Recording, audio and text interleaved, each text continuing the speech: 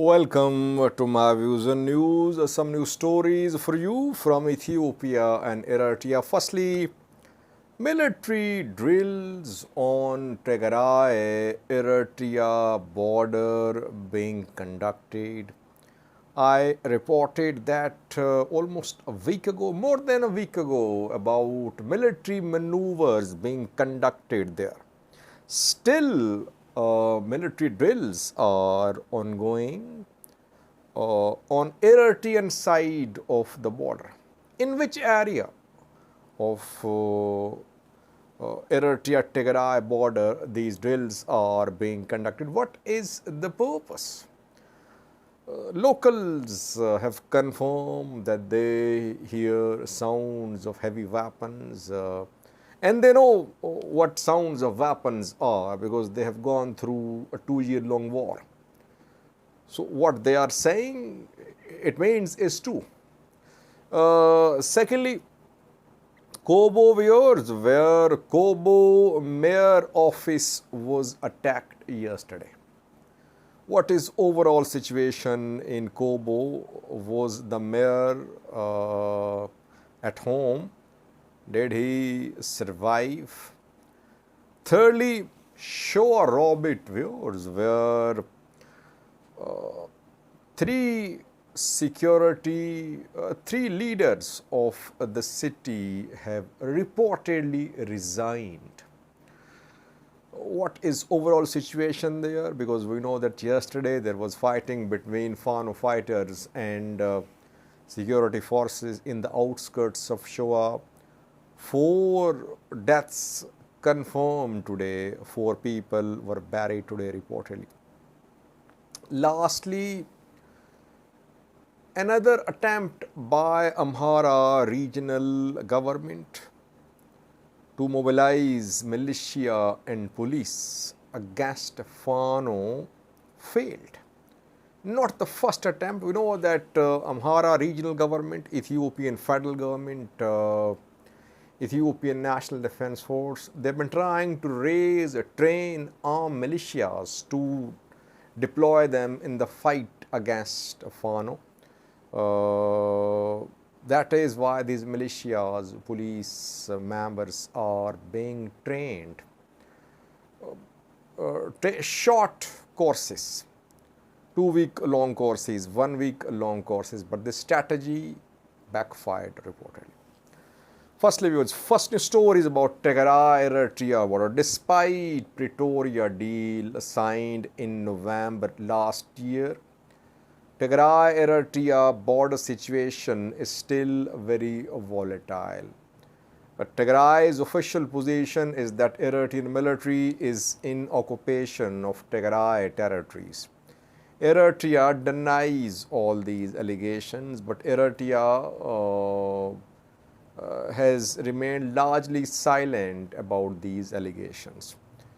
But what we are seeing on the ground is that Eritrea has enforced the ruling of a boundary commission which was formed more than 2 decades ago to resolve Tigray-Eritrea, Ethiopia-Eritrea territorial dispute. Tigray says that some areas not granted to Eritrea in the ruling of the boundary commission are also under the control of Eritrean forces. So overall, there is uncertainty on Tigray-Eritrea border. Military drills are being conducted by Eritrean military on its side of the border. Now it is being confirmed by several sources.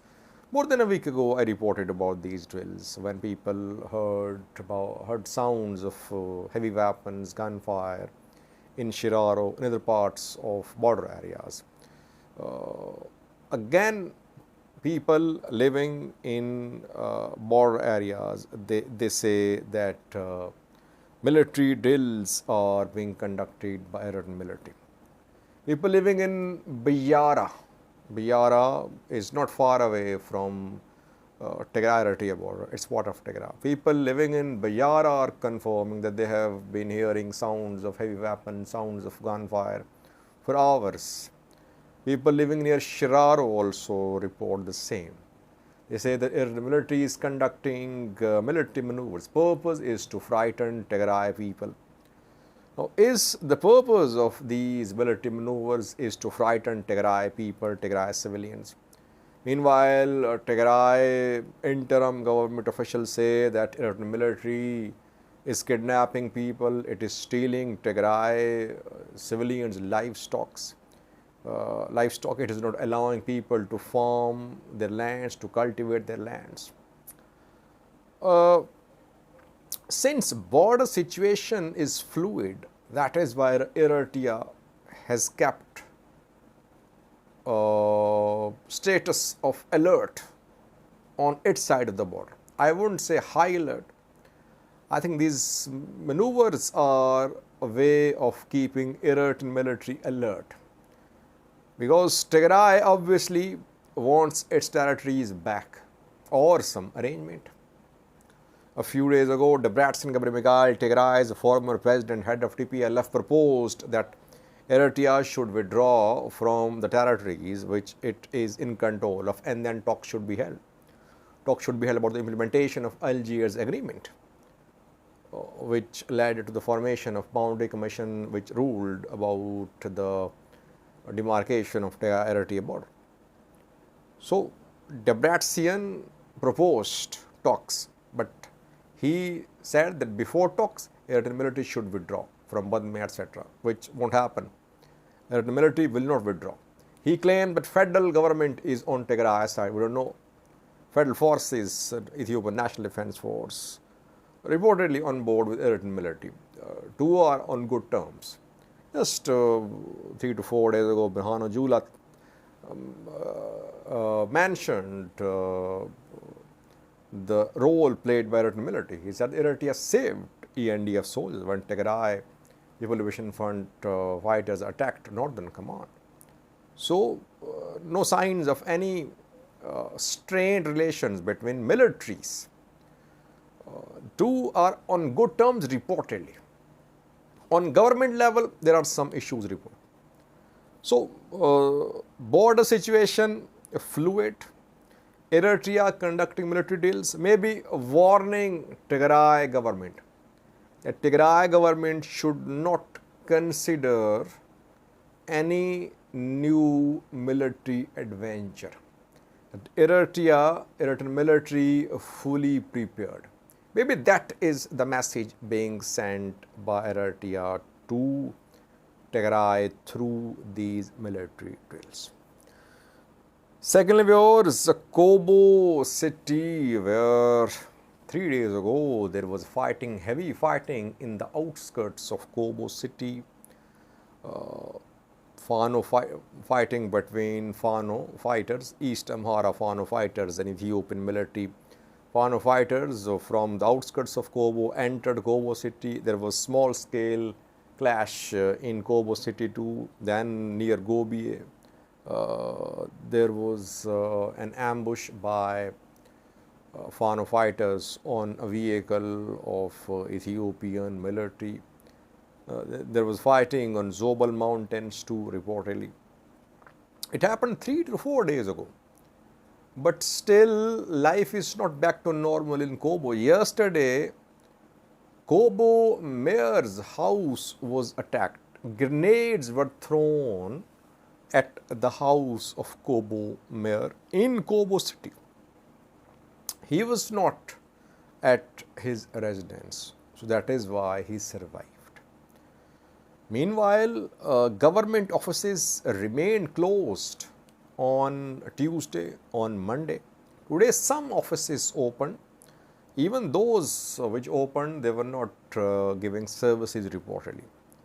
So, 3 days passed, still there is atmosphere of fear in Kobo. People are frightened, especially government officers, government officials are scared. This is not the first attack on a mayor's house in the Amhara region. I have reported several attacks, if you remember, several incidents involving hand grenades thrown at the houses of mayors, security heads, police chiefs. Pattern is the same. Fano fighters want to frighten local security, administrative infrastructure. Local security, administrative structure. That is why when these mayors know that their houses could be attacked, their offices could be attacked, it means they won't attend their offices. They'll be in hiding. They'll try to hide themselves to protect themselves. That is what is happening. Government officials are absenting themselves from their offices. Top leaders, city level leaders are not attending offices. Gradually, city governments are becoming dysfunctional. If Fano fighters, their attacks intensify, gradually city governments won't be able to function, it seems.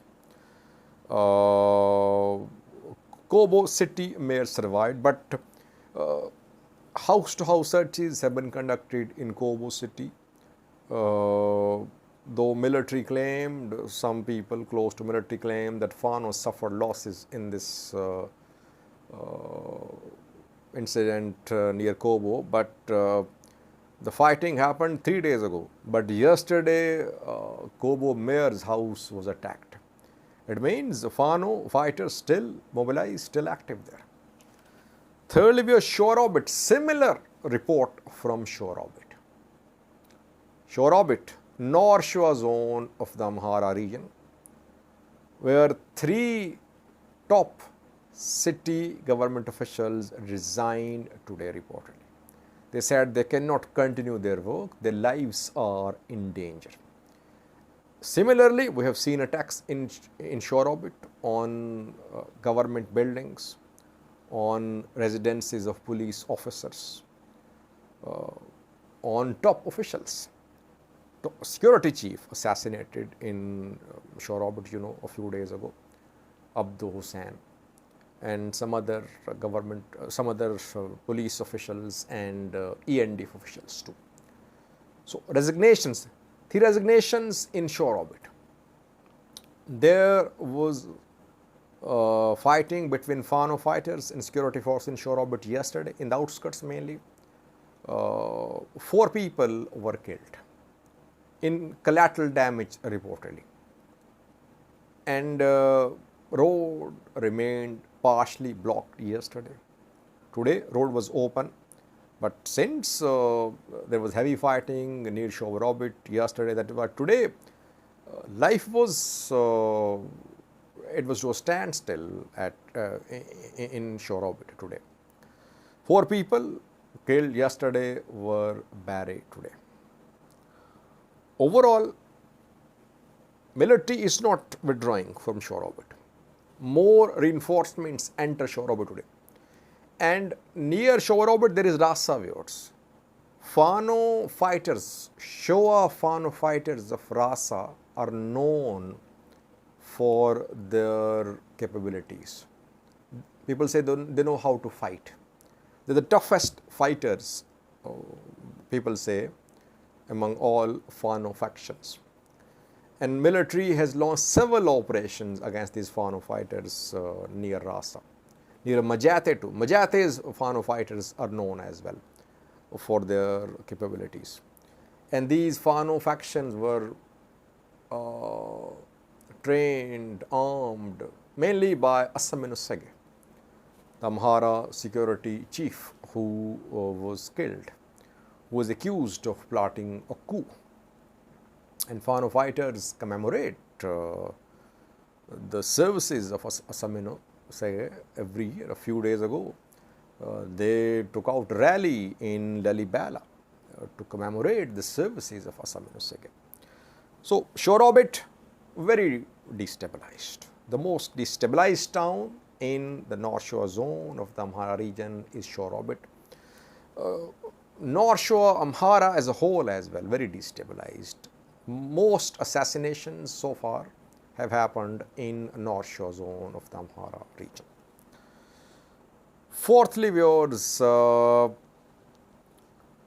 Amhara regional government and Ethiopian federal government were planning to deploy police and militia members on front lines in the fight against Fano fighters. I reported that several weeks ago that new militias were being raised, militias were being trained and armed. Purpose is that ENDF wants to create a frontline force. It does not want to be directly involved in the fight against Fano fighters because Fano fighters have massive public support. ENDF does not want to confront people. That is why it is trying to use regional police and regional militias as frontline forces. ENDF want to stay at the back. That is why training, a week-long training of police and militia members was announced. Fano fighters knew that these police and militia members would be deployed in the fight against them. They threatened police, they threatened militia members. The training has been postponed. I think it started, but militia members sought clarification. They said, give us clarity. What is the agenda behind this training? Are we going to be deployed to fight Fano fighters? They asked questions. Regional government postponed the training.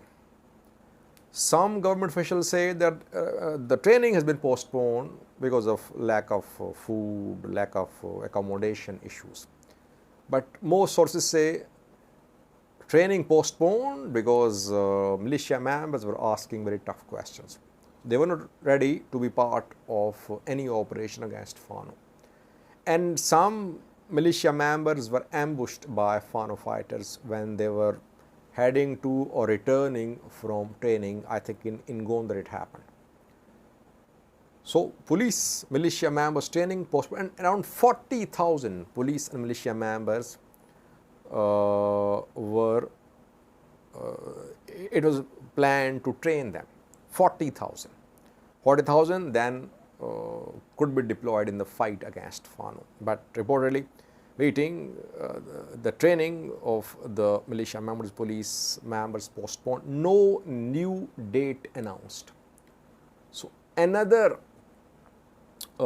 success, if it's the right word, for Fano fighters, that they managed to frighten regional government officials. Police, militia members are not ready to be frontline forces in the fight against Fano.